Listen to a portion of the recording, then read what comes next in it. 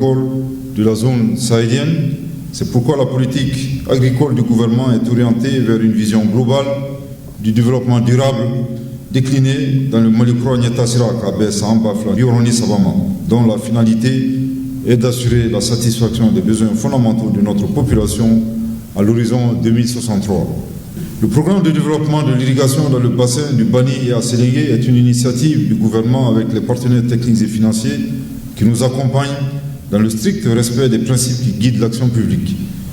Le programme, dans sa première phase, a permis, malgré le contexte sécuritaire difficile dans certaines de ces zones d'intervention, entre autres, la réalisation des barrages structurants de Kourouba et de Djéné et leurs ouvrages connexes, aujourd'hui tous fonctionnels, l'aménagement hydro-agricole de 36 500 hectares, la production additionnelle annuelle induite de 61 085 tonnes de riz paddy, 7 657 tonnes de légumes, 1975 tonnes de poissons, 701 140 litres de lait et 3 668 emplois créés sur les différents sites. La deuxième phase du programme s'inscrit dans la continuité de la précédente, dont l'objectif global est de contribuer à l'accroissement de la sécurité alimentaire et à la réduction de la pauvreté dans les zones de Djéné, du Moyen Bani et de Sélégué. Il coûtera à l'État et à ses partenaires plus de 47 milliards de francs CFA. Le programme, dans sa deuxième phase, va soutenir davantage le développement de l'agriculture irriguée pour passer d'une agriculture de subsistance à une agriculture de production maîtrisée et rentable. Et cela permettra de créer les conditions d'une forte contribution de notre secteur agricole à l'économie nationale. Le montant total de la deuxième phase est estimé à 47,4 milliards de francs CFA, sur lesquels 30 milliards de francs CFA sont pris en charge par la Banque ouest-africaine de développement et 900 millions de francs CFA par la contrepartie malienne. Je saisis l'occasion pour renouveler mes remerciements à la Banque ouest-africaine de développement pour son accompagnement multiforme dans le secteur du développement rural de notre pays. La mise en œuvre du programme contribuera à combler le déficit céréalier du pays et de participer à l'objectif de faire du Mali et de l'espace AES une puissance agricole exportatrice de produits céréaliers dans le reste de la sous-région. Il est prévu l'aménagement de 10 240 hectares nouveaux, la réalisation de 135 km de pistes agricoles et plusieurs activités d'accompagnement au bénéfice des femmes et des jeunes. Ces projections témoignent de la volonté du pays de renforcer son secteur agricole et d'assurer une sécurité alimentaire durable. Je saisis cette circonstance solennelle pour exprimer tout notre soutien aux forces de défense et de sécurité pour leur succès au cours de cette dernière semaine. Nos FAMA veillent sur notre quiétude et notre sécurité. Elles constituent l'exemple de notre refondation et de notre souveraineté. Le Premier ministre a engagé les ministres de l'Agriculture à veiller au suivi de la mise en œuvre des activités du programme au profit des populations. Il a enfin exhorté les producteurs et l'ensemble des acteurs du secteur du développement rural à s'investir davantage en vue de l'atteinte des objectifs assignés par le président de la transition dans le plan de campagne agricole harmonisé et consolidé 2025-2026. Monsieur Traoré, donc le Premier ministre a lancé la deuxième phase du PDI-BS cette semaine. Et quand on parle de deuxième phase, ça veut dire qu'il y a eu une première phase.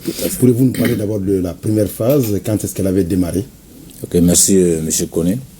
Le programme de développement de l'irrigation dans les bassins du Bani et à Sélégué est un vaste programme mis en place par le gouvernement et ses partenaires qui a démarré en 2010. Donc, pour avoir le financement, le gouvernement a organisé une table ronde. La table ronde a réuni plusieurs barres de fonds. On a eu 11 barres de fonds au départ. Au finish, on a travaillé avec 9 barres de fonds. Et pour un montant? Pour un montant global actualisé de 130 milliards de francs CFA. Pour la première, donc depuis de 2010 à 2024. À 2024. Voilà, parce que je vais vous expliquer un peu pourquoi. On s'appelle de 2010 à 2024. Vous connaissez les événements qui sont passés. Chaque fois qu'il y a un événement qui est socio-politique, les barres de fonds se retirent. Donc, ça retarde le projet de quelques années. Après, il y a l'insécurité qui a fait partie de certaines entreprises qu'on a dû faire revenir avec des efforts considérables du gouvernement pour pouvoir continuer les travaux. Et initialement, c'était prévu pour combien d'années? Initialement, on avait un projet prévu sur 6 ans, de 2010 à 2016. Mais en dehors de ces événements, comme on appelle sociopolitiques et sécuritaires, il y avait également un problème technique, puisque le projet a démarré, quand on démarrait, il y avait juste la zone de Djéné qui avait terminé ses études et qui était prêt à démarrer. C'est pour cela qu'on a fait le lancement à Djéné. Et les autres, c'était des études à actualiser, le moyen Bani Blassan. Il fallait aussi reprendre l'étude de Kourouba. Et faire l'étude de Kourouba totalement. Donc c'est ça qu'on a fait. Donc ça a pris au moins 36 mois sur les 6 ans. Chaque étude prend au moins 36 mois sur les 6 ans. En plus des retards dû au retrait des bailleurs de fonds et des autres. Ça veut dire qu'il y a eu le retrait de certains bailleurs de fonds, mais avant la fin du programme, vous avez eu d'autres bailleurs qui sont venus vous accompagner. Absolument. Il y a eu le retrait des 2 bailleurs de fonds qui ont mis leur argent dans un autre projet, au Mali. Oui. Voilà, donc ça c'est resté au Mali, mais c'était dans d'autres projets, c'était pas avec nos objectifs, quoi. Et donc, pourquoi quitter Non, bon, c'était les barres de fonds, c'était pratiquement dans les zones pour les microfinances. D'accord. Voilà, microfinance, ça c'est pas tellement notre credo. Bon, il y avait des services spécialisés dans la microfinance. Il y avait un projet spécifique aux microfinances, dont ils ont dû mettre leur argent de ce côté. Mais au fur et à mesure qu'on avançait, les gens faisaient beaucoup confiance au projet, et surtout la BOAD qui est venue 2 fois. Après la première opération comment on appelle, de 10 milliards, la BOAD a fait 2 autres opérations de 5 milliards pour combler les déficits au fur et à mesure jusqu'à ce qu'on termine les travaux. Donc si je comprends bien, initialement, le projet ne devait pas avoir un financement de 130 milliards, mais c'est le fait que ça a été étendu sur la durée qu'il y a eu de financement complémentaire. Absolument. Initialement, c'était 114 milliards voilà, qu'on avait pu mettre en place. Et à la fin on a 130 milliards. Et qu'est-ce que ça a donné déjà comme résultat? Bon, comme résultat, dans les différentes zones, Sélingué, Sambla et Djéné. Ok, je vais juste donner les résultats saillants, puisque c'est un projet de 15 ans. On ne peut pas tout donner. Donc, les résultats saillants, quand même, comme on a vu tout de suite dans les discours, il y a les 2 seuils qu'on a construits. C'est-à-dire un seuil à Kourouba. C'est comme un barrage. C'est comme un barrage, c'est une retenue d'eau, comme un barrage, et un seuil à Djéné. Voilà, Djéné aujourd'hui, c'est les 2 seuils qu'on a construits. À Djéné, il y a eu, en plus de ce, il y a eu 70 km de route. Donc 54 km de pistes agricoles et 26 km de route de désenclavement. C'est-à-dire qu'il y a 13 km qui vont du barrage à Djéné, comme c'est ce que les gens comprennent, et aussi de l'ancienne route de Djéné au barrage. Donc pour relier la ville de Djéné. C'est des pistes agricoles? Non, les pistes agricoles c'est 54 km. 54 km. Voilà, mais la route bitumée c'est 26 km. Ok, d'accord. Voilà, donc il y a 26 km de route bitumée à Djéné. À Bla, on devrait faire la consolidation des actions du projet moyen Bani autour du seuil des Talou. D'accord. Le seuil des Talou a été construit par le moyen Bani et inauguré en 2007. Donc il fallait consolider. Il y a un projet qui avait pris fin, mais qu'il fallait consolider. Et recalibrer non seulement le canal, puisqu'il fallait faire une deuxième phase dans la zone aussi, c'était prévu sur 2 phases aussi. Et aussi recalibrer même le barrage et protéger la berge du Bani. Et là-bas aussi, on a fait 21 000 hectares en aménagement et en consolidation contre 20 000 prévus. Puisque nous, on fait des prévisions dans les trucs, mais quand les évaluations viennent souvent, on dépasse un peu les prévisions. Donc, c'est ce qu'on a pu réaliser plus de 21 600 hectares dans la zone de Djéné, de Bla et de San. Voilà. Ça, c'est Bla et San. Et Djéné, Sélingué n'était pas concerné par les aménagements? Sélingué est bel et bien concerné par les aménagements, mais surtout par la consolidation du périmètre de Manoukoura. Il y avait un périmètre à Manoukoura de 915 hectares qui est conçu pour la double culture, mais qui ne recevait pas de l'eau pendant l'étiage, puisque ce périmètre dépendait du barrage hydroélectrique de Sélingué. Or, on n'a pas les mêmes besoins. L'agriculture et l'énergie n'ont pas les mêmes besoins. C'est pendant que nous, on a besoin de l'eau, ils n'en ont pas besoin. Voilà, c'était comme ça. Donc, il fallait construire d'abord le seuil de Kourouba, pour faire le seuil de Kourba, c'est juste à 1 km de l'embouchure avec le fleuve Niger pour relever un peu le niveau d'eau pour permettre au périmètre de pomper pendant l'étiage. Aujourd'hui, le périmètre est cultivé en 2 saisons. Voilà, mais Kourba, c'est aussi pour les perspectives de 5000 autres hectares autour de Kourba. On va parler dans la deuxième phase. Et généralement, c'est quoi? C'est la production du riz, paddy, dans la zone, ou qu'est-ce que vous produisez d'autre? Bon, nous, notre spécialité, c'est le riz. Mais à côté du riz, il y a le maraîchage. Par exemple, le périmètre de Sélingué, la brut, ça fait 1094 hectares. Sur les 1094 hectares, il y a 915 de riz. Tout le reste, c'est le périmètre maraîcher dans les zones hautes autour du périmètre. Voilà, ça fait un peu. Donc, ça, on les appuie aussi. On appuie ces périmètres, on fait des trucs. Mais en termes de production du riz, est-ce que la production qui a été faite était suffisante, a répondu à vos attentes? Est-ce que ça pouvait permettre de garantir une certaine sécurité alimentaire, au moins dans la zone? Oui, tout à fait, puisque on est à peu près à 6 tonnes à l'hectare. Et après, vous savez, pendant la contre-saison, on donne plus d'ailleurs qu'en saison. Voilà, en saison, ils ont donné plus de 6 tonnes à l'hectare souvent. Parce que la contre-saison, c'est l'irrigation. Voilà, c'est l'irrigation pure et simple, il n'y a pas de l'eau qui vient en plus, quoi. Donc ça a vraiment comblé les attentes. Mais il y a aussi un PD que vous avez créé aussi de l'emploi, beaucoup d'emplois, peut-être dans les différentes zones. Bon, ce qu'on a pu comptabiliser dans les 3 zones, c'est 3600, c'est plus de 3600 emplois. Ça, c'est un emploi direct. Donc, pour faire un clin d'œil à la promotion de la femme, donc 499 femmes. Voilà, donc ce qu'on a pu vraiment... Quand vous parlez d'emploi, il s'agit des activités qui ont été créées pour des femmes, des jeunes, leur permettant d'avoir des revenus? Absolument. Nous, on appelle l'emploi permanent. Il y a l'Observatoire national de l'emploi qui nous envoie des fiches. Il y a l'emploi permanent, les emplois de 1 à 6 mois. Ce sont de plus de 6 mois.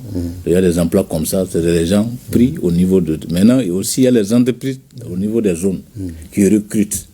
Et puisque c'est des projets de... Ça, c'est temporaire. Voilà, c'est temporaire, mais on peut toujours dire que c'est pas... Parce que quand l'entreprise est là pour 36 mois et te recrute pour 36 mois, quand même, c'est pas... On ne peut pas dire que c'est temporaire. Voilà, c'est quelque chose... Mais c'est limité quand même. Oui, c'est limité, mais dans le contexte de l'emploi, c'est un emploi permanent. C'est un emploi permanent. Voilà, absolument. M. Somaké, il y a un aspect qui vous intéresse, qui vous a intéressé, en tout cas dans ce que Traoré a dit, c'est les emplois surtout créés pour les femmes et les jeunes. Et ça veut dire que vous, ce genre de projet, ça peut vous intéresser, ça peut vous donner encore d'autres ambitions pour la promotion de l'enfant et de la femme. Ok.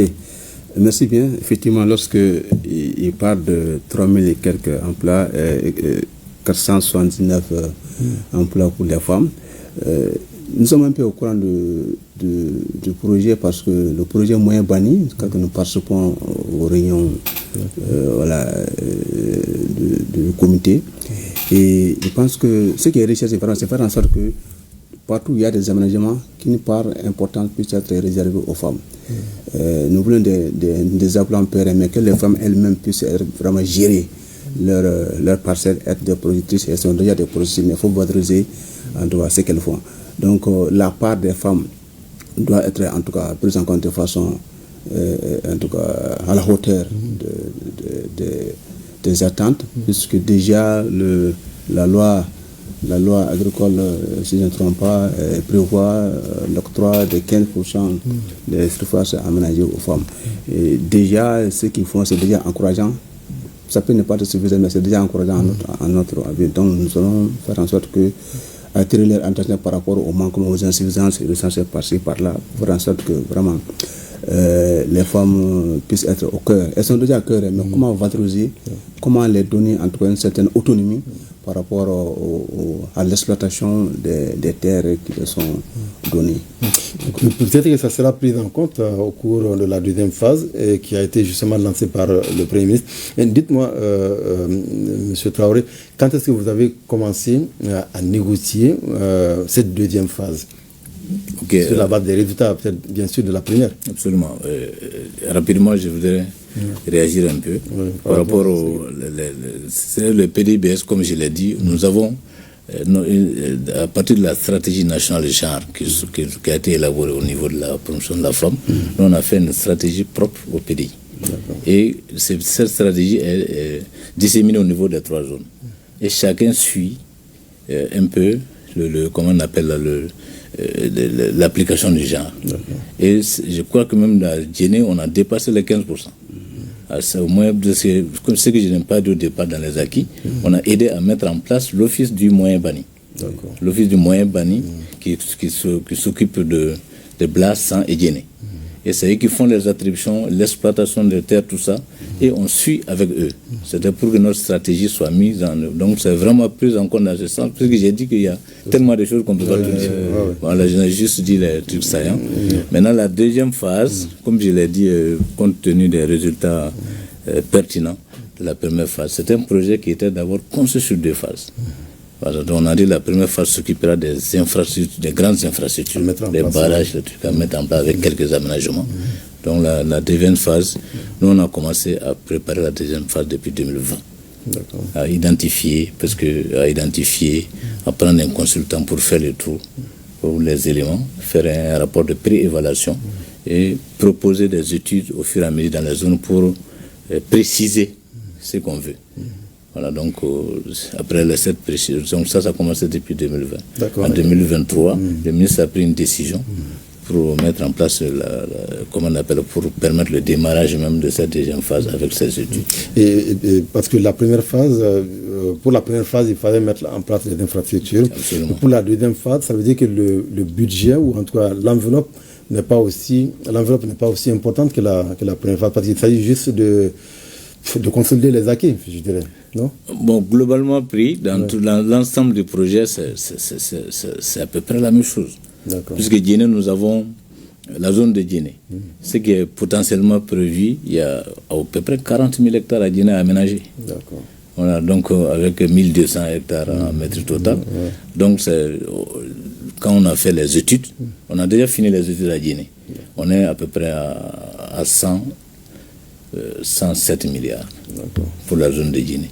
Mais ça a précisé. Ce qui a été fait. Voilà, non, pas ce qui a été fait. L'étude prévoit, après les résultats des études prévoient que les aménagements à faire dans la zone de Djéné, avec les pistes agricoles, avec à peu près 40 000 hectares, ça va faire au moins 107 milliards. Ce n'est pas ce qui est pris en charge dans la deuxième phase. Voilà. La deuxième phase, l'enveloppe globale, c'est autour de 47 milliards, c'est ça?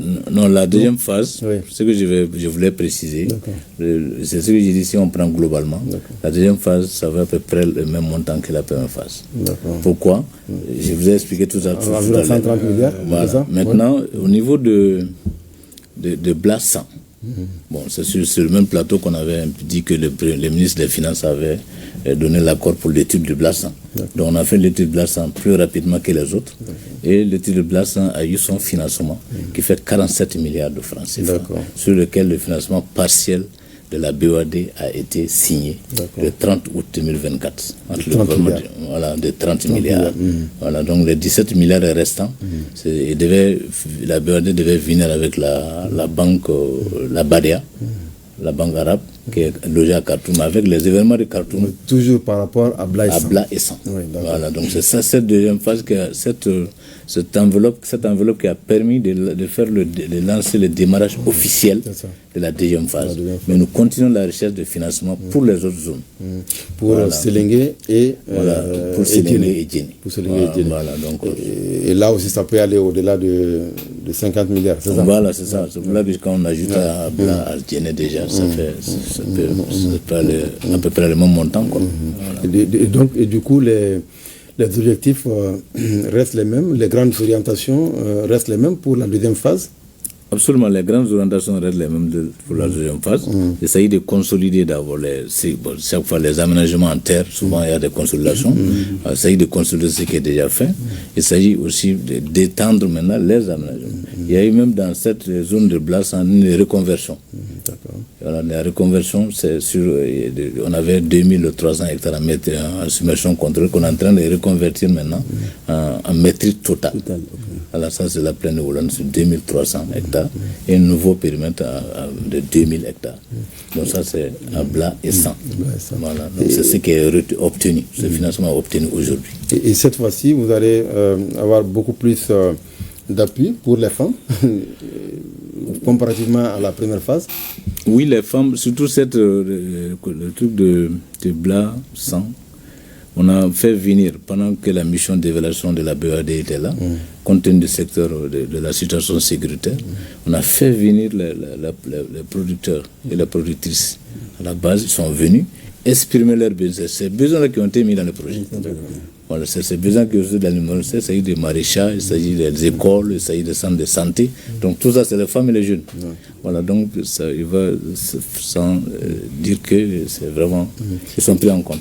Il y a des négociations avancées déjà avec certains bailleurs, avec certains partenaires pour le financement du reste du programme. Bon, pour la zone de Blas, ça c'est comme je vous ai dit, ça c'est déjà voilà, ça c'est bon, avec la BADEA, le gouvernement suit toujours. Juste dès que la situation va devenir un peu calme, peut-être certainement que ça va être débloqué. Maintenant, les autres, il y avait voilà, le Djéné Sélingué, on a eu le financement pour cette fois-ci, Sélingué, on a eu le financement pour l'étude. Avec la BEAD, avec la BAD pour la seconde phase. Mais pour les travaux, il faut que les études terminent pour que le gouvernement engage les requêtes de financement. Voilà, parce que tout ce qu'on fait, on envoie les requêtes de financement au gouvernement. Ils vont voir l'opportunité d'envoyer ça au bailleur de fonds et puis... Vous suivez aussi la gestion de la production, surtout la production agricole dans la zone, dans les localités concernées par le projet? Oui, tout à fait. Nous, comme je l'ai dit au départ, nous avons d'abord dans la zone de Moyen-Bani, c'est Blas, 100 et Djéné, nous avons en 2016, avant le démarrage de certains travaux dans la zone de 100, on a tout fait pour mettre en place, pour appuyer la mise en place de l'office du Moyen-Bani. C'était prévu par le gouvernement depuis la fin des travaux de Talo, mais ça n'a pas pu avoir lieu. On a bousculé jusqu'à ce que cela soit mis en place. Et c'est cette structure s'occupe maintenant de la gestion, de l'exploitation des périmètres. Nonobstant son existence, nous on a toujours nos unités locales et dans chacune de nos unités locales, il y a un agronome et un chargé de genre qui sont chargés de suivre aussi l'application de la stratégie genre. Voilà, donc c'est tout comme ça. Et du coup, vous avez de nouveaux programmes d'irrigation, de nouveaux programmes d'aménagement et aussi de construction de pistes agricoles. Absolument. Oui. Absolument. Et vous avez déjà une idée de ce que vous allez faire en termes d'aménagement, par exemple? Oui, comme je disais, à Blas, 100 quand même, qui est retenu aujourd'hui, on a à peu près 10 000 hectares. À aménager. Voilà, aménager. Voilà, donc... Aménager, ça veut dire mettre en valeur avec les systèmes d'irrigation. Voilà. Avec 185 km de pistes. De pistes rurales. Ça, c'est vraiment ce qui est prévu dans la zone de Blas. Pour Sélingué et Djéné, c'est pas encore, parce que c'est l'étude qui est en cours. Non, pour le Djéné, je vous ai dit, on a à peu près 40 000 hectares. Parce qu'il y a 38 000 et quelques hectares qui sont déjà étudiés, disponibles. Mais c'est les requêtes de financement qu'il faut envoyer maintenant. Voilà, donc avec 172 km à Djéné, dont 12 km de route et 12 km de route bitumée. Comme vous connaissez un peu la zone, en quittant le seuil de Djéné, on peut atteindre directement la RN6. Par ces pistes-là. Donc ça, c'est prévu aussi dans la seconde phase. Mais pour le moment, on n'a pas ce financement. Mais vous avez parlé de l'aménagement de barrages ou de seuils, et vous faites seulement que de la production agricole. Mais est-ce que ce n'est pas possible aussi de produire de l'électricité? Absolument. C'est sur le seuil de Talo qu'on a consolidé. Il était prévu déjà de faire mini centrale. Au niveau de Sélingué, on a déjà même fait l'attente pour les groupes électrogènes. L'attente est déjà là. Nous, on a fait le génie civil, c'est déjà fait. Pour Djéné, c'est un projet aussi déjà qui est en cours même avec la DNE, la Direction nationale. Ça veut dire que vous avez aménagé et vous avez prévu. On a prévu, ça c'est à Sélingué. Mais à Djéné et Blas, ce n'était pas prévu, mais c'est un truc qu'ils vont créer. Voilà, puisqu'on a les vannes là-bas, ils vont voir qu'est-ce que. Ça a été déjà étudié. L'étude est terminée. Je crois qu'ils avaient même commencé les travaux. Qui ont été suspendus à un moment. La centrale. La centrale. Et c'est généralement des centrales qui peuvent alimenter juste la localité, la zone ou au-delà. Voilà, au-delà, dans la zone, dans l'étude, là, on a donné les noms des villages qui sont autour du cercle de Djéné, par exemple, qui seront pris en charge. Bon, dans la zone de Blassan, c'est la même chose. C'est les villages qui sont autour, les communes qui sont autour. Puis dans la zone de Sélingué, c'est en plus de barrage électrique de Sélingué, cela va prendre la zone de Kourouba, Maninkoura, Figrakoura, etc. Voilà. Vous avez juste quelques mots à ajouter par rapport à ça, par rapport à la deuxième phase. Non, quelles sont vos attentes? Non, merci bien. Non, arrêtez, nous fondons beaucoup d'espoir par rapport à la deuxième phase parce que tout ce qui est annoncé à la deuxième phase, nous pensons quand même que les conditions de nos cibles, les femmes, des jeunes, des enfants, doivent être améliorées, surtout que encore les femmes, la part des femmes, en tout cas par rapport aux surfaces qui seront aménagées, puissent quand même connaître une force sensible. Je pense que, en tout cas, nous encourageons ceux qui font déjà, et les résultats sont là, mais nous continuons aussi à suivre parce que nous sommes dans notre droit, dans notre rôle, de faire en sorte que nos cibles puissent en tout cas mieux vivre et faire en sorte que leurs droits, la jouissance de leurs droits puisse être une réalité parce que nous sommes un département transversal et franchement nous encourageons quand même, nous encourageons par rapport à ce qu'ils font. Donc merci beaucoup. Monsieur Traoré, la deuxième phase va prendre fin aussi dans combien d'années? C'est une phase pour combien d'années? C'est prévu pour 5 ans. Pour 5 ans. Et après les 5 ans, qu'est-ce qui va se passer? Bon, c'est fini, ou bien vous allez initier encore une autre phase, ou alors c'est fini, le PDI-BS, c'est terminé. Ok. Donc nous, comme je l'ai dit, nous travaillons avec des structures pérennes. D'accord. Voilà, donc à Sélingué, c'est l'ODRS. Les 5000 hectares qu'on va aménager, on met à la disposition de l'ODRS. Bon, s'il n'y a pas d'autres activités identifiées, cela va de soi que cette fois, le projet, c'est l'ODRS qui continue. Au niveau des 100, blabla et 100, c'est la même chose. Au niveau de Djéné, ça sera la même chose. Maintenant, les 40 000 hectares de Djéné, bon, Malin est celui qui pourra nous dire que si on peut financer ça d'un coup. Voilà, donc si on ne peut pas financer ça d'un coup, l'office va encore continuer. Voilà, donc et ça peut être un PDI encore. Bon, ça dépendra de l'appellation que le gouvernement donne. Voilà, merci beaucoup, M. Traoré. Nous passons maintenant à notre deuxième sujet, la commémoration du 16 juin, journée de l'enfant africain. C'est en souvenir au massacre des enfants de Soweto en Afrique du Sud en 1976 par le régime de l'apartheid. Des enfants qui manifestaient pour leurs droits. La célébration a donné l'occasion aux autorités maliennes d'attirer encore l'attention sur la promotion de la protection des droits de l'enfant. La cérémonie a été mise à profit pour lancer officiellement les activités des États généraux sur la situation de la femme, de l'enfant et de la famille. Suivons d'abord le reportage de Barakisa Ouattara avant de revenir sur le plateau. Le 16 juin, jour de rappel du massacre de centaines d'enfants lors d'une marche pour leurs droits à Soweto en Afrique du Sud en 1976. Près d'un demi-siècle après, l'écho de leur voix continue de résonner dans leur cœur et dans les engagements. Cette année, le droit d'accéder à une éducation de qualité est mis en exergue.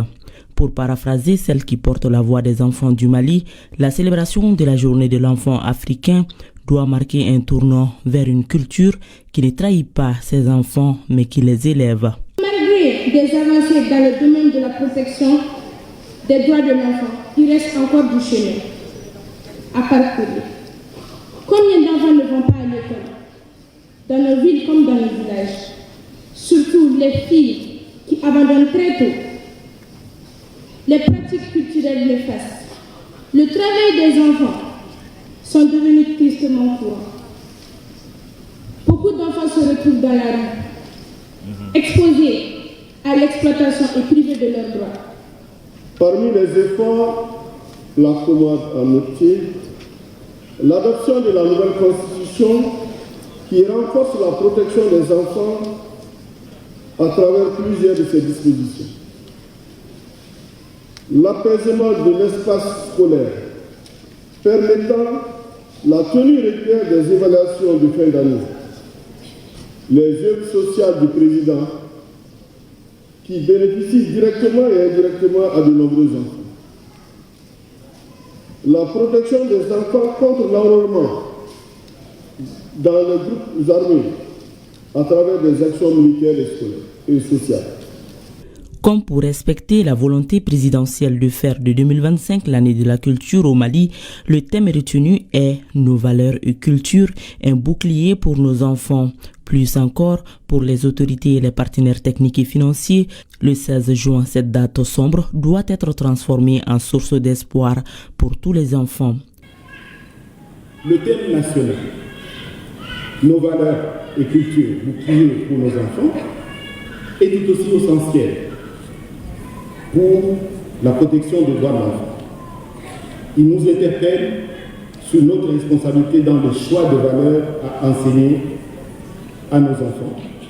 En termes de progrès réalisés au Mali de 2010 à nos jours, nous rappelons entre autres, sur le plan politique, l'élaboration de la politique nationale de promotion et protection de l'enfant en 2014 et de la politique nationale de promotion de la famille en 2015. Sur le plan institutionnel, la création de plus d'une cinquantaine d'institutions privées d'accueil et de placement pour enfants et d'institutions privées d'accueil, d'écoute, d'orientation ou d'hébergement pour enfants. Aussi, la création du programme national pour l'abandon des violences basées sur le genre en 2019. Avec le démarrage des activités des États généraux de la situation de la femme, de l'enfant et de la famille, c'est une nouvelle page de l'histoire du Mali qui va s'écrire. Et c'est Mme Maïga Sinadamba qui a été désignée pour conduire le processus. Elle a soumis au ministre de tutelle les termes des références définitifs des États généraux. Au cours des travaux, 5 axes thématiques ont été définis par la Commission pour être soumis à discussion lors des concertations régionales et nationales. Axe 1. Gouvernance, genre et autonomisation de la femme et de la fille. Axe 2. Protection et promotion de l'enfant. Axe 3. Promotion de la famille. Axe 4. Violence à l'encontre des personnes, y compris les violences basées sur le genre. Et enfin, dernier axe, les questions transversales. Les termes de référence de ces états généraux que vous venez de nous remettre, après 2 mois de travaux intenses, seront transmis aux plus hautes autorités. Et ces termes de référence annoncent le début d'une nouvelle phase qui nécessite plus d'engagement de la part de toutes et de tous. Ces TDR décrivent une approche participative et inclusive allant de la base au sommet. Les travaux de la base seront organisés en 3 jours au niveau des régions, seront suivis d'une concertation nationale. Monsieur Samake, le 16 juin, c'est un jour de souvenir, un jour triste quand même. Vous nous rappelez un peu ce qui s'est passé le 16 juin 1976 en Afrique du Sud. Ok, merci bien. Effectivement, c'est un rappel qu'on fait. Le 16 juin 1976 marque une date, en tout cas, tragique dans l'histoire de l'enfant sur le continent. En effet, ces jours-là, les enfants, les écoliers surtout, de Séoutou, les enfants noirs, étaient sortis pour manifester contre la mauvaise qualité de l'enseignement qu'ils recevaient à l'époque. Et aussi exiger, demander à ce que l'enseignement soit fait dans leur propre langue. Quoi de plus normal de réclamer cela. Et malheureusement, ce mouvement a été réprimé à 100. Il y avait beaucoup de morts d'enfants. Donc c'est un peu... Et dès lors, cette date a été retenue par l'organisation de l'unité africaine OUI à l'époque, en 1991, pour en tout cas commémorer cette date et faire en sorte que cette date puisse servir de point de départ, en tout cas d'occasion pour les États, les gouvernements respectifs des États de l'Afrique, pour en tout cas amorcer les actions dans la réalisation des droits des enfants. Donc c'est vraiment une date mémorable que nous sommes en train de, comme l'a dit, nous voulons faire en sorte que cette date serve d'opportunité pour nous engager et réaliser les droits des enfants à travers le continent. Et justement pour protéger encore les droits des enfants, vous parlez toujours de ça, tous les 16 juin, mais il y a encore du chemin à faire. Et qu'est-ce que vous pouvez faire concrètement pour renforcer les droits des enfants, pour protéger davantage les enfants?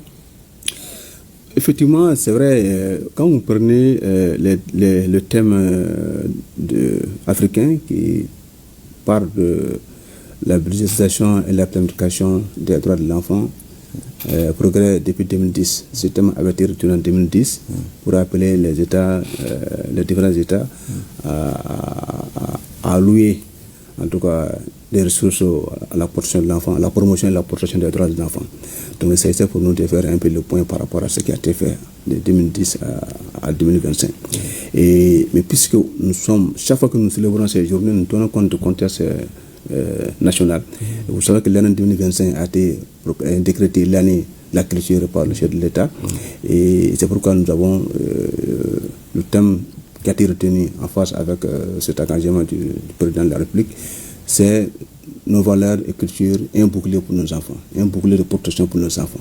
Donc il y a une relation entre ces thèmes effectivement et les réalités du pays.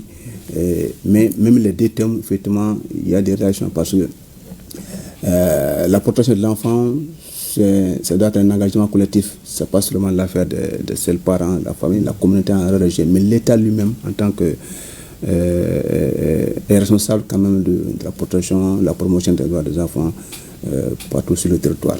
Donc en rapport avec ces deux thèmes qui nous intéressent tous, nous avons planifié des activités de commémoration. On va en parler, mais je disais toujours rapidement, au-delà de la cérémonie officielle de lancement des activités, ça a été dit, couplé au lancement des états généraux sur la situation de la femme, de l'enfant et de la famille. Mais concernant les enfants, on parle de droits des enfants, mais je pense que l'un des premiers droits des enfants, c'est le droit d'aller à l'école. Oui. Mais on constate qu'au Mali, il y a beaucoup d'enfants encore qui ne vont pas à l'école, que ce soit dans nos villes ou dans nos campagnes. Oui. C'est quand même déplorable. Est-ce qu'il y a moyen de combattre cela ou de faire en sorte que le maximum d'enfants puissent aller à l'école? C'est notre combat de tous les jours. Comme nous sommes un département transversal, parce que les questions de l'éducation relèvent de notre département, mais nous, en tant que, puisque nos cibles sont concernés, la transversalité veut que nous attirons l'attention des uns et des autres par rapport à leur rôle, par rapport à ce que nous ressentons comme inquiétude par rapport à nos cibles. Le droit d'aller à l'école, c'est un droit fondamental de l'enfant, tout comme le droit d'avoir un an de naissance. Effectivement, c'est d'ailleurs le premier droit pour commencer, parce que c'est l'acte de naissance qui permet vraiment à l'enfant d'accéder à tous les autres droits. Donc les efforts sont là, mais encore il y a des défis. Je crois que dans les différentes interventions, les uns et les autres ont pu en tout cas parler de cela, pour dire que les défis liés aux enfants qui ne vont pas à l'école, ce n'est pas parce que c'est leur faute, mais parce que les conditions ne sont pas réunies pour que cela soit. Quelles conditions? Par exemple, vous avez dans les zones affectées par la crise, il y a des écoles qui sont fermées. Alors, ce n'est pas parce que les écoles ne sont pas là-bas, mais parce que la situation sécuritaire ne permet pas à ces enfants-là d'accéder à l'école. Et il y a aussi les structures de santé qui sont là aussi, souvent qui ne sont pas accessibles. Et dans les zones où il n'y a pas d'insécurité? Le même problème peut exister, mais à des dimensions un peu variées. Vous trouvez que souvent dans certaines zones, on inscrit les enfants à l'école, mais après on les retire de l'école. Il y a des parents qui préfèrent que les enfants les aident dans les travaux champêtres. Il y a ça, mais il y a aussi les questions liées au mariage. C'est-à-dire que les mariages d'enfants, mariage précoce, malheureusement, certaines filles sont retirées de l'école pour les donner en mariage. Le mariage, c'est normal, mais le mariage avant là aussi, ça viole aussi les droits des enfants. Donc comment faire en sorte qu'on puisse, les enfants, une fois inscrits à l'école, puissent être mutés à l'école, surtout les filles. Parce que c'est là où le risque est encore beaucoup plus grand. Il faut que les filles, en tout cas, soient mutées à l'école et faire en sorte qu'au moment venu, elles pourront aussi être donnés en mariage. Donc, vous parlez d'enfants déjà inscrits à l'école, mais il y a des cas où les enfants ne sont pas du tout inscrits à l'école. Oui. Qu'est-ce qu'il faut faire? Il y a ça, c'est que dans nos actions, il y a des actions qui relèvent de nous, c'est d'attirer, d'informer, sensibiliser, de conscientiser les populations, les parents par rapport à tel aspect des droits des enfants, notamment le droit d'inscrire les enfants à l'école. Et ça peut ne pas suffire. Souvent, il peut y avoir la volonté d'inscrire, mais si les infrastructures ne sont pas aussi là, proches des communautés, ça peut aussi constituer un facteur de blocage.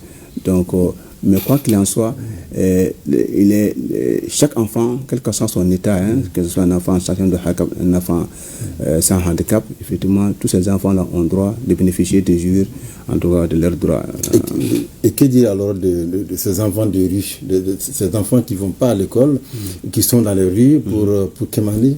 Et on a l'impression que tout le monde se contente, tout le monde voit ça, et puis on se contente de leur donner des pièces d'argent, et puis ça continue.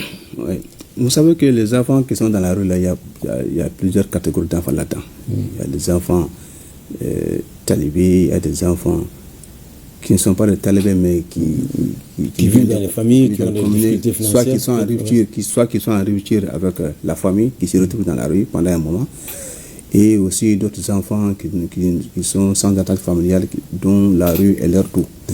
Donc, il va falloir déjà, effectivement, engager des actions.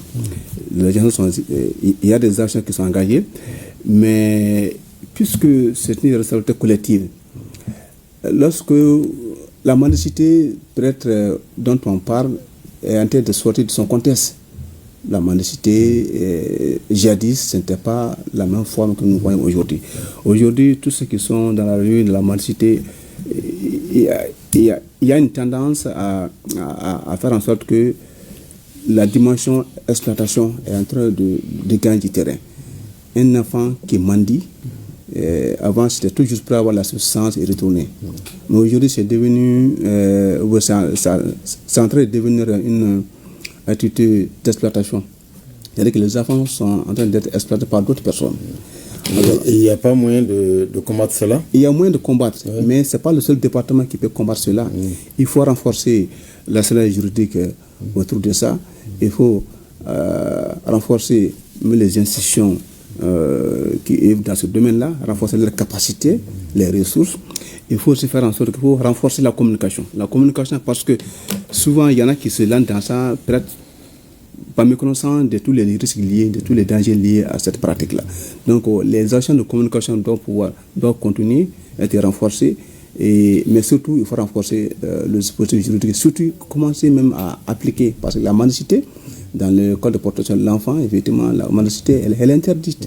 Donc, la mendicité, ce n'est pas une pratique qui est tolérée, qui est légale, mais en réalité, ça va parce que ça viole les droits des enfants. Et on sait qu'au Mali, c'est difficile de sensibiliser ces enfants-là qui vont pas forcément vous écouter. Et les parents non plus. Est-ce qu'il y a des mesures peut-être beaucoup plus draconiennes qu'il faut prendre? Bon, vous savez, on est dans un pays où l'une de nos forces, c'est aussi le social. En réalité, nous mettons l'accent sur la conscientisation, l'information, la sensibilisation. Ce n'est pas seulement les enfants qu'il faut informer et sensibiliser, mais c'est les parents. Chaque enfant est supposé avoir un parent. Et il faut sensibiliser la communauté, la population, surtout ceux qui ont la garde de certaines catégories de ces enfants-là. Donc, il faut les sensibiliser par rapport aux dangers liés à la pratique et faire en sorte qu'ils ont aussi un devoir de protéger ces enfants-là. Parce qu'en mettant ces enfants dans la rue, on les expose davantage à tous les dangers, les accidents de circulation, même les risques que ces enfants-là soient en connexion avec les groupes armés terroristes. Donc, en réalité, c'est un risque qui est là, qu'il faut vraiment analyser avec beaucoup de rigueur et apporter des réponses en tout cas adaptées, appropriées. Et vous parlez justement de groupes armés. Il y a aussi ce phénomène d'enrôlement des enfants par les groupes armés. Oui. Est-ce que vous menez des actions aussi dans ce domaine-là? Naturellement, depuis le déclenchement de la crise multidimensionnelle au Mali en 2012, déjà en 2013, nous avons commencé, quand j'étais le ministère de la promotion de l'enfant, de la famille, à travers la direction nationale de la promotion de l'enfant, de la famille, nous avons commencé à recueillir les premières victimes depuis 2013. Et aujourd'hui, nous sommes de 2013 à la date d'aujourd'hui, nous sommes à 1157 enfants. 1157 enfants que nos structures ont accueillis et pris en charge. Qui étaient enrôlés par des enfants enrôlés par les groupes armés et qui ont été capturés, sont retirés par les FAMA et qui nous remettent. Et nous faisons, en tant que structure en charge des questions de protection de l'enfant, nous faisons la prise en charge. Généralement, tu as des enfants de moins de 16 ans, c'est ça? Il y a toute catégorie. Comme l'enfant par définition, tant qu'on n'a pas atteint 18 ans, vous êtes considéré comme enfant. Mais généralement, on peut trouver des enfants de 10 ans, de 12 ans, etc., jusqu'à 18 ans. Donc, nous aussi, c'est jusqu'à 18 ans. Et vous allez trouver qu'effectivement, la plupart de ces tranches d'âge-là qui sont là-dedans. Donc, malheureusement, ces enfants sont contraints effectivement de participer aux activités des groupes armés. Et donc, et nous avons, comme jusque-là, géré ces cas. Et après la prise en charge, nous faisons la réunification. La réunification de ces enfants, parce que lorsque on donne ces enfants, nous faisons la prise en charge alimentaire, s'ils sont blessés, les traiter, les mettre dans les conditions. Après, entre-temps, on fait la recherche familiale avec nos partenaires. Et après, lorsque les parents sont identifiés, et si les conditions sont en tout cas favorables à la réunification, on fait la réunification avec les partenaires sur le terrain.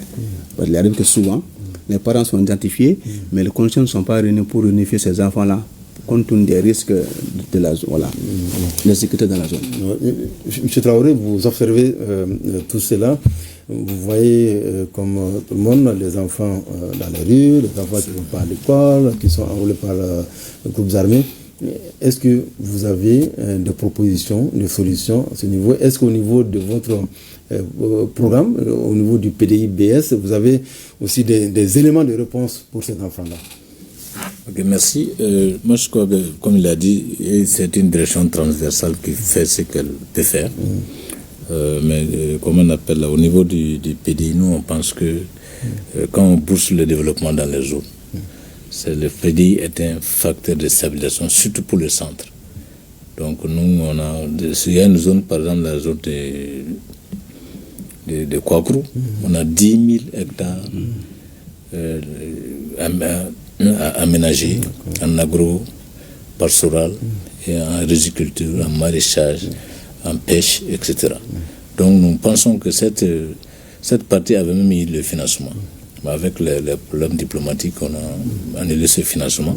Et je crois que le gouvernement a la recherche de financement pour cette zone. Donc avec d'autres projets qui sont dans cette zone-là, le projet de relèvement qui est là-bas encore, moi je crois qu'avec cette synergie de développement dans la zone, ça peut atténuer beaucoup plus. C'est pour là que je ne suis pas... Ça peut aider les enfants à se stabiliser. Quand les parents ont les moyens, on les revenus. Ouais. C'est pour là que souvent je ne suis pas très d'accord avec le travail des enfants de 14 ans, parce que quand les enfants sont dans les champs, ils n'ont pas le temps d'aller se promener, on ne peut pas les récupérer. Pour nous, c'est un espace de socialisation, le champ. On appelle d'éducation. Les enfants viennent au champ, on les apprend. Donc, souvent, souvent, il faut atténuer ce propos par rapport voilà, c'est un peu ma proposition. Et puis, l'autre proposition, c'est que les talibés, est-ce que celui qui nous amène les talibés, il y a des gens qui nous amènent des talibés, est-ce que la direction a eu à faire une rencontre avec ces gens pour les sensibiliser? Parce que ce n'est pas les parents, mais ceux qui nous amènent. Moi, je vois dans ma zone, par exemple, mais je crois que c'est chez vous, il y a des gens qui viennent du Burkina, qui passent dans toute notre zone, ils sont très nombreux, les enfants des grands gaillards qui sont là. Donc, est-ce que vous avez une fois rencontré vraiment les patrons de ces talibés? Merci. Maintenant, vous nous parlez vous avez aussi des centres d'accueil et de placement des enfants. Parlez-nous un peu de ces centres-là, M. Samaki. Ok. Merci, bien sûr, ça m'intéresserait quand même quand c'est un truc.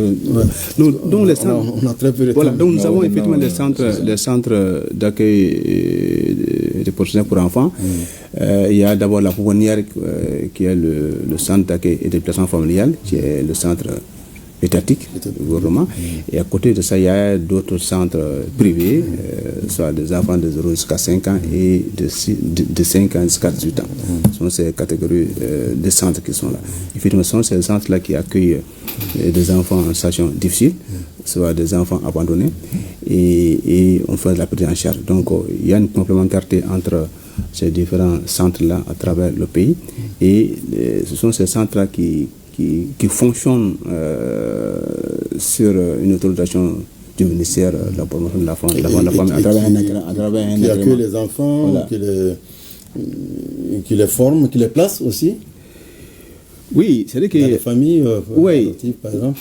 Vous savez que l'adoption, la question d'adoption, c'est l'État qui est habilité, qui est les structures étatiques qui sont habilitées à tout ce qui est question d'adoption, notamment à travers l'autorité centrale qui est la Direction nationale de la promotion de l'enfant et de la famille. Donc toutes les demandes d'adoption sont adressées à la direction, le ministère à travers la direction, et le traitement est fait ainsi avec comme référence le code des personnes et de la famille. Et souvent il y a des enfants de rue qui peuvent se retrouver dans ce centre-là. Mais c'est uniquement pour les enfants qui n'ont pas de parents. Non, vous savez quand même les enfants qui sont dans la rue, pas qu'ils n'ont pas de parents, les parents ne sont pas connus. Donc, ces centres-là accueillent toutes ces catégories d'enfants. Les centres d'écoute communautaire aussi qui sont dans certains quartiers de Bamako, Sabalougou et autres là, sont ces centres aussi qui accueillent certaines catégories d'enfants, soit en rupture familiale, ou bien des enfants sans attache familiale, ou bien des enfants qui vivent dans la rue. Donc, il s'agit quand même d'apporter, en tout cas, tout ce qui peut être fait par rapport le minimum à ces enfants-là en termes d'exécution de leurs droits sur le plan sanitaire, sur le plan éducatif, sur le plan psycho-affectif, parce que quand même c'est les enfants qui vivent dans des situations difficiles, il faut essayer de les mettre dans les conditions pour que vraiment ces enfants puissent jouir de leurs droits. Un dernier mot, M. Samagé, c'est le lancement des activités, des activités des États généraux sur la situation de la femme, de l'enfant et de la famille. Ces activités-là ont été lancées officiellement en même temps lors de la journée du 16 juin. Qu'est-ce qui va se passer? Il s'agit de quoi exactement? Ok. Et pendant combien de temps? Rapidement. Il s'agit effectivement, à travers le lancement, avec que les activités peuvent maintenant démarrer. Donc le lancement marque, comme on l'a dit, le démarrage officiel des activités. Déjà, dans les prochains jours, les activités, les consultations vont commencer au niveau des régions pour finir au niveau national. Donc toutes les régions sont concernées, mais les régions, les acteurs du niveau local vont venir aux nouveaux régions pour effectivement échanger, participer à cette concertation qui est une première dans le département, parce qu'il s'agit quand même de débattre de la situation réelle de nos cibles, des femmes, des enfants et de la famille par la communauté. Dire réellement quelle est la situation dans leur communauté et qu'est-ce qu'ils pensent comme action à proposer pour, en tout cas, pour apporter la réponse par rapport à toutes ces situations difficiles dans lesquelles nos cibles vivent. Donc, les propositions vont venir, les propositions de réponse, de solutions vont venir des communautés. Et là, à partir de là, effectivement, des actions vont être engagées. Donc, il y aura des concertations au niveau des régions, ensuite au niveau national. Merci beaucoup, M. Samaki. Merci également à vous, M. Traoré, d'être venu. C'est la fin de cette émission. Je vous remercie de l'avoir suivi. Tout de suite, le journal de 13h avec Abdul Karim Kaba. Excellent après-midi à toutes et à tous. Au revoir.